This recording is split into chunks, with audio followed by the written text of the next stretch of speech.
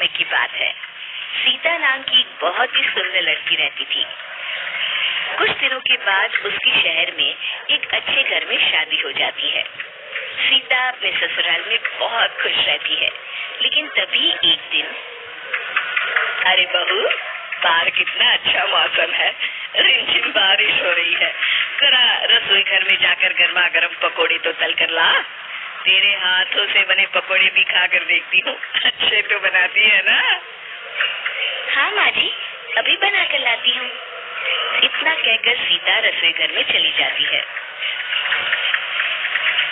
थोड़ी देर के बाद सीता गर्मा गर्म पकोड़ों से भरी प्लेट अपनी सास के सामने रख देती है।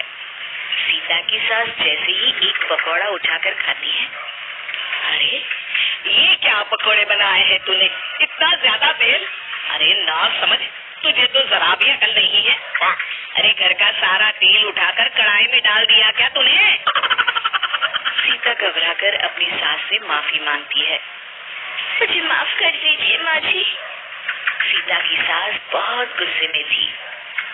अरे मैं तो पहले से ही अपने बेटे की शादी गांव की लड़की से करने के खिलाफ थी। पता नहीं कौन सी मनहूस घड़ी थी जो मेरी मती मारी गई थी, और मैं तुझे अपनी बहू बनाकर ले आई, जिसे ढंग से खाना भी बनाना नहीं आता। अब खड़ी खड़ी मेरा मुंह क्या देख रही है?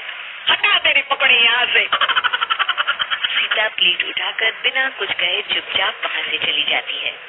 एक दिन सीता घर का काम कर रही होती है, तभी पड़ोस की एक औरत वहाँ आती है और सीता की सास से कहती है, अरे रमेश की माँ, आज मेरे पोते का जन्मदिन है, तुम शाम को केक खाने आ जाना, और हाँ, अपनी बहू को भी जरूर से लेती आना। हाँ हाँ बच्चे की माँ, ये भी कोई बोलने की बात है, मैं जरूर आऊंगी। फिर पड़ोस की औरत वहाँ से चली जाती है। सीता की सास सीता की तरफ देखते हुए कहती है, अरे तू क्या मेरा मुंह ताक रही है?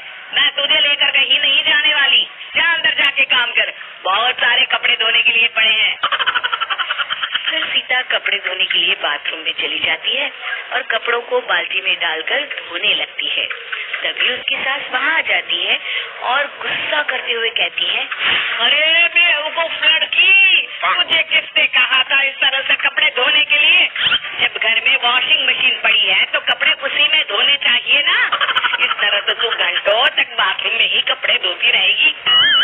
भगवान, तुझे तो जरा भी अकल नहीं है। तभी सीता कहती है, लेकिन माँ जी, मुझे वॉशिंग मशीन में कपड़े धोने नहीं आते।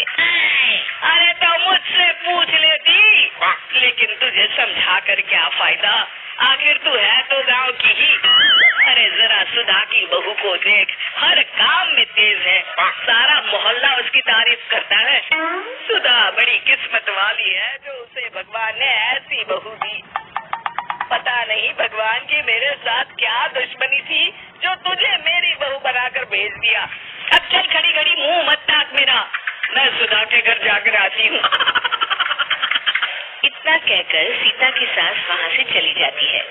फिर उसी शाम जब रमेश घर आता है तो उसके चेहरे पर उदासी देखकर माँ उससे पूछती है, अरे बेटा रमेश, क्या बात है, आज बड़ा उदास लग रहा है, तेरी तबीयत तो ठीक है ना बेटा?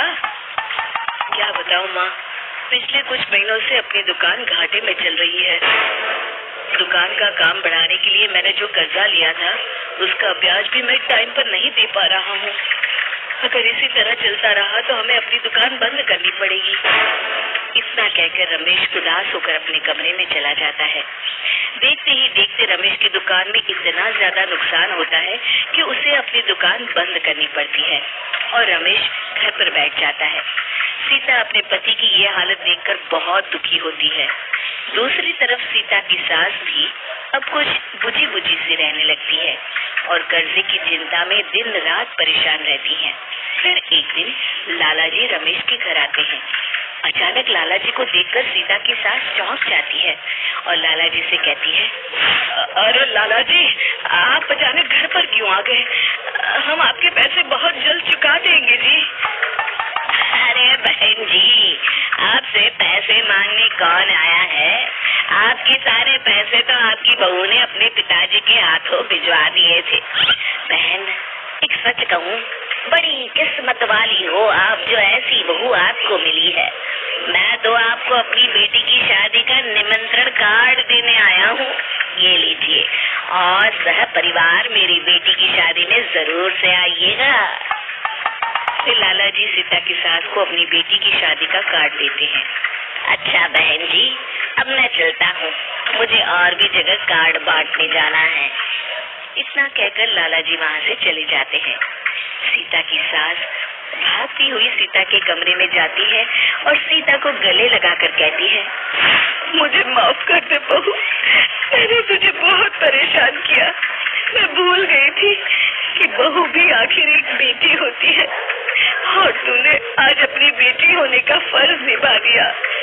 भगवान करे तो जैसी बहू हर सास को मिले। अरे माँ जी, आप तो मेरी माँ समान है और मैंने जो इस घर के लिए किया वो तो मेरा फर्ज था।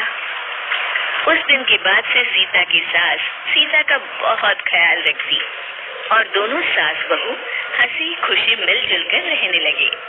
शिक्षा, वक्त पड़ने पर हमारे रिश्ते ही हमारे काम आते हैं।